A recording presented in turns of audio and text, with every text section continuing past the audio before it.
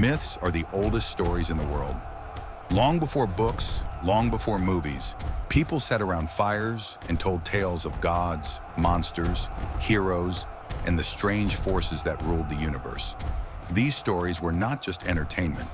They were lessons, warnings, and answers to questions that science could not explain. Let's begin in the deserts of ancient Egypt. There was once a goddess called Sekhmet, the lion-headed daughter of the sun god Ra. Fierce and unstoppable, she was created to punish humanity for disobedience. When she walked the earth, blood flowed like rivers, villages emptied. No one could hide from her rage. The gods feared she would kill every human being. To save mankind, Ra poured thousands of jars of beer, dyed them red to look like blood, and left them in her path. Sekhmet drank deeply, believing it was the blood of her victims. She became so drunk she staggered and collapsed. Humanity was spared, not by weapons but by trickery and alcohol. The lesson? Sometimes survival depends not on strength, but on cunning. But the Egyptians were not alone in imagining gods who were both saviors and destroyers.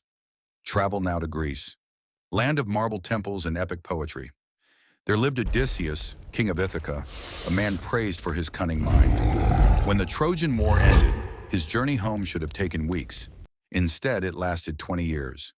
He blinded the Cyclops Polyphemus, resisted the enchanting songs of the sirens, and fought off the sorceress Circe. Every island was a test, every storm a punishment. Back in Ithaca, his wife Penelope played her own game of survival. Suitors filled her palace, demanding she choose a new husband.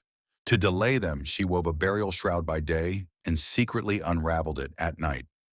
For 20 years she waited, until Odysseus returned in disguise and reclaimed his throne.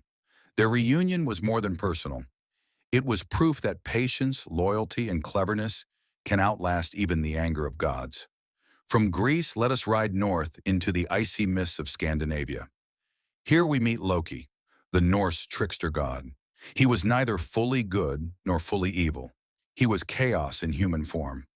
One day Loki would help the gods, bringing them treasures like Thor's mighty hammer Mjolnir.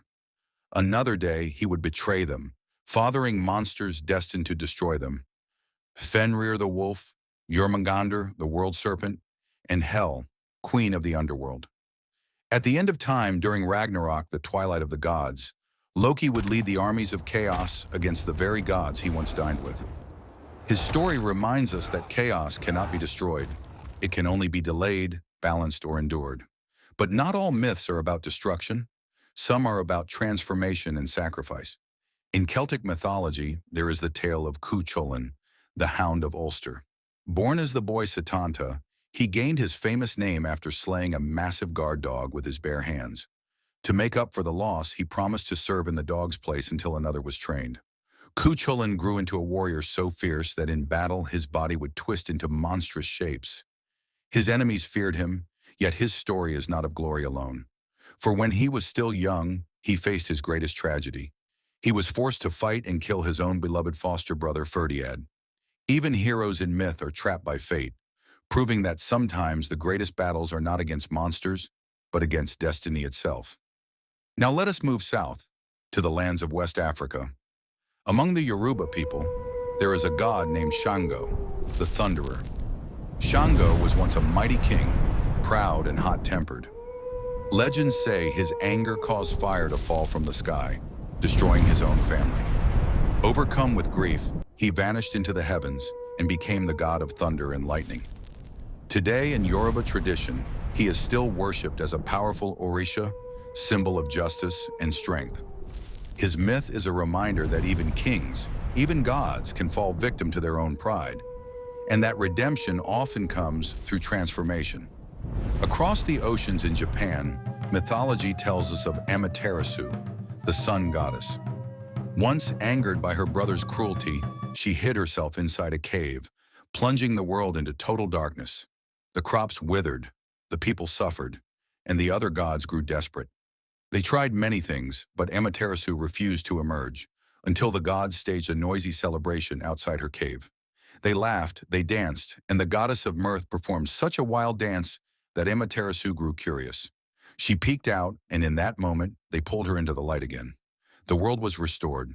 This tale teaches that even the brightest light can hide itself, but joy and community can bring it back again. From east to west, from north to south, these myths share something powerful. They reflect us. They are not simply about gods and heroes. They are about human nature. Sekhmet's bloodlust speaks to our fear of war. Odysseus's journey reflects our struggle to find home. Loki's tricks remind us of life's unpredictability. Shango's fall warns us of pride.